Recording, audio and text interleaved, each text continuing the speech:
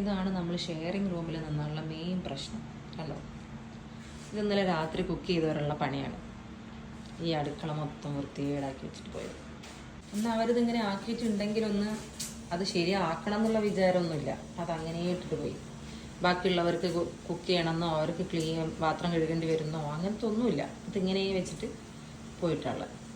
ഇത് രാവിലെ നമ്മൾ എണീക്കുമ്പോൾ ഇങ്ങനെ ഉണ്ടാവും. എന്താ ചെയ്യേണ്ടതെന്ന് ഒരു ഐഡിയ ഇല്ലാതെ. ഞാനൊരു രാവിലെ മാത്രം കുക്ക് ചെയ്യുന്ന ആളാണ്. രാവിലെ കുക്ക് ചെയ്താൽ 2 ദിവസത്തേക്ക് മിക്കവാറും അങ്ങനെ ചെയ്യാൻ ആണ് പ്ലാൻ ചെയ്യാറ്. ഒരുപാട് അടുക്കളയിൽ നിൽക്കാതെ അങ്ങനെ കുക്ക് ചെയ്യുന്നതാണ് പ്ലാൻ ചെയ്യാറ്. പക്ഷേ ഇന്നലെ രാത്രി നമ്മളെ കുറേ ടീംസ് കൊടുത്തത് കുക്ക് ചെയ്ത് ഇതേപോലെ ആക്കി തന്നിട്ടുണ്ട്. ഓരൊക്കെ സുഖമായിട്ട് കിടന്നുറങ്ങുക, ഓരോ കുക്കിംഗ് എല്ലാം കഴിഞ്ഞിട്ടുണ്ടാവും. പക്ഷെ നമ്മൾ രാവിലെ എണീറ്റ് വല്ല പാത്രം കഴുകാൻ നോക്കുമ്പോഴുള്ള അവസ്ഥയാണ് ഇപ്പം അത്. ഇങ്ങനെയാണ് ഇപ്പം നമ്മളിവിടെ ഈ നാട്ടിൻ്റെ ചില സ്ഥലത്ത്, എല്ലായിടത്തും ഇങ്ങനെ ഒന്നും നയിക്കൂല കേട്ടോ. പക്ഷെ ഇവിടെ ഉള്ള ആൾക്കാർ നല്ല ഇതിപ്പോൾ കൈയിട്ട് നമ്മൾ ശരിയാക്കണം. അല്ലെങ്കിൽ ഇവിടെ ക്ലീൻ ചെയ്യാൻ വരുന്ന ചേട്ടൻ വരുന്നവരെ നമ്മൾ വെയിറ്റ് ചെയ്യണം. അല്ലാതെ ഇതിങ്ങനെ നിറഞ്ഞു തൂകുക എന്നല്ലാതെ ഒരാളും ഇത് വൃത്തിയാക്കൂല.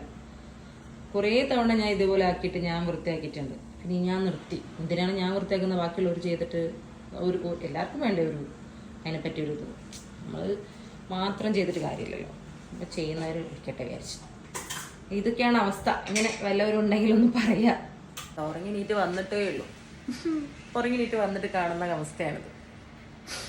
ഇനി ഇതൊക്കെ ഇന്നത്തെ പണി സൺഡേ ആണെന്ന് ഇതിങ്ങനെയായി. ഇനിയിപ്പോൾ എന്താ ചെയ്യുക? കുക്ക് ചെയ്യണമെങ്കിൽ ഒന്നും ചെയ്യാനില്ല.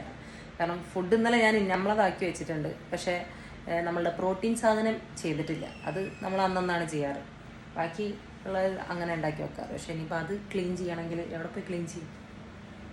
നിങ്ങൾ തന്നെ പറ. ഇതാണ് ഇവിടുത്തെ അവസ്ഥ. ബൈ.